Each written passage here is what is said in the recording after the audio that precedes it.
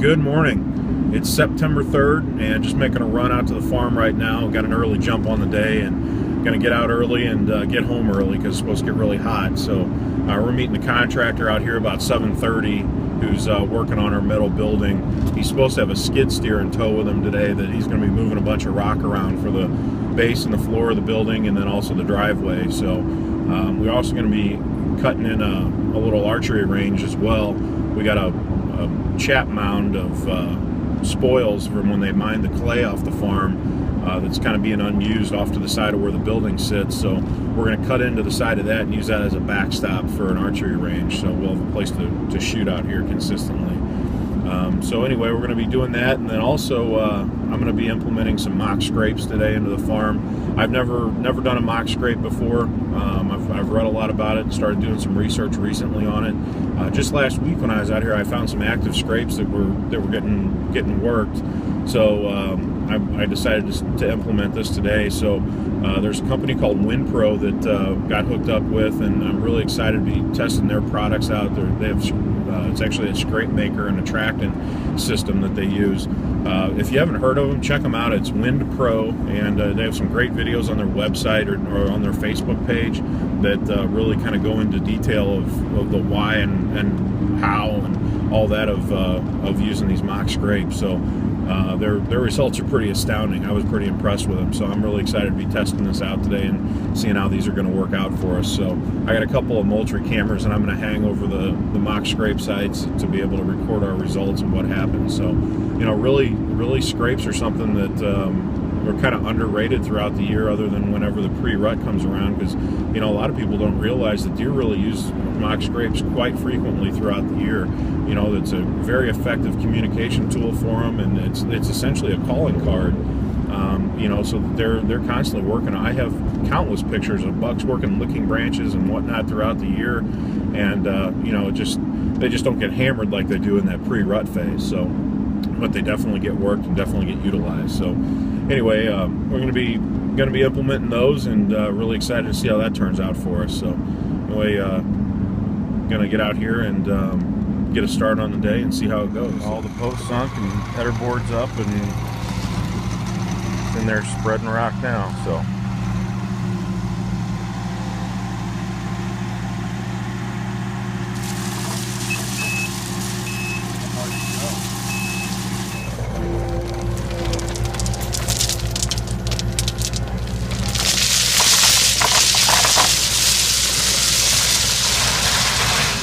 Guys, just checking in. Kind of did spur of the moment deal here, but I checked the weather. Looks like we're supposed to have a good chance of rain here in the next 2 to 3 days. So I have a couple of food plots that really just aren't producing like I want them to be going into fall. So I ran into the MFA in town and grabbed a bag of winter wheat seed. So I'm just going to hand broadcast it. I wasn't planning on doing this, so I don't have my seeder or anything with me. So I'm just going to have to make do with what we got. So we got the bag and got the old Yeti cup going. So we're just gonna be pitching it out with with the old Rambler. So, you know, just make do with what you got, and it's all part of being a whitetail manager. So anyway, I'm gonna get this seated here real quick and see what we can do next. All right, we're here on one of our back food plots. I'm gonna get this broadcast here in winter wheat seed, and there's a spot over here behind me. There's an overhanging branch. It's about 3 to 4 feet off the ground. It's an ideal licking branch. I haven't even walked over there to see if it's even been already have a scrape there in place, but I just want to take a second and kind of show you about the WinPro. This is the WinPro system. Basically, there's a doe estrus and then also a dominant buck, and you use the dominant buck throughout the year, like start now in September, leading up to the rut, and then once you roll into October, that's when you can start hitting that. Late October, start hitting that doe and estrus scent in there, and freshen up the scrape with that. So the thing I love about these is they made it really convenient. You're not messing with any kind of liquids or anything. Basically, all it is they're these little pods. These little, they're almost like a ball, but it's got one side cut off, and they included this carabiner clip, so you can actually clip this on your pack whenever you're going out, even if you're going into hunt, you want to freshen up a scrape real quick.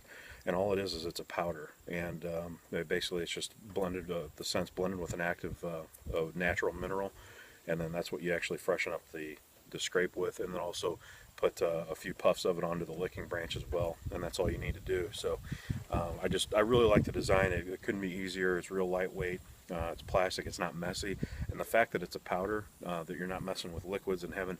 We've all had those liquid scents, break open in our bag and our hunting pack and get on our clothes, and it's never a fun thing to deal with. But so anyway, I think I'm gonna take a walk down the field edge and see if we can't make a sight there. And then WindPro's also got basically it's a windicator. It's just an unscented. I'll use the windicator puff, and it's basically just the same thing, but it's nice that it's unscented. And it comes in the same kind of packaging as far as the container that it's in. So it's got the little carabiner clip. You can clip that on your backpack or on your on your person as well. So anyway, just a neat design. I just wanted to mention that because I think that's really nice, nice and compact, lightweight, and mess free. So we're gonna go down here and see if we can't set a scrape up. So.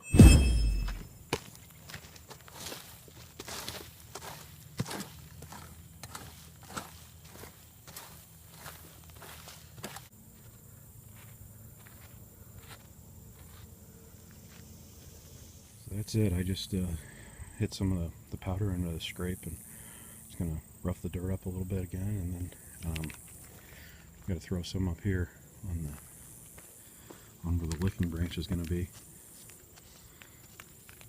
Just shoot some up there like that. And then that'll, every time it gets wet, it's moisture sensitive, so the rain will reactivate that. So all right, well, just got the sight done, and then I got that new Gen 2 Moultrie on the tree back here behind me. I don't know if you can see it there or not, but it's pretty neat design on this camera. They redesigned it this year. I'll show it to you, but kind of changed the design up on it, so a little more covert than they used to be. But anyway, we got this overlooking our mock scrape here. So we're gonna see how this does for us.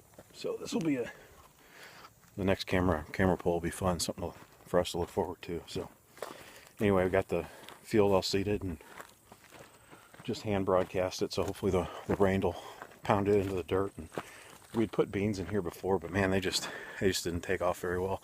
There's some sporadic ones. There's a lot up top, but just not what we hope for. So anyway, we're gonna have to do some work on this soil, that's for sure. But we're gonna wrap up here, maybe go shoot the bow a little bit, and then probably head on home. So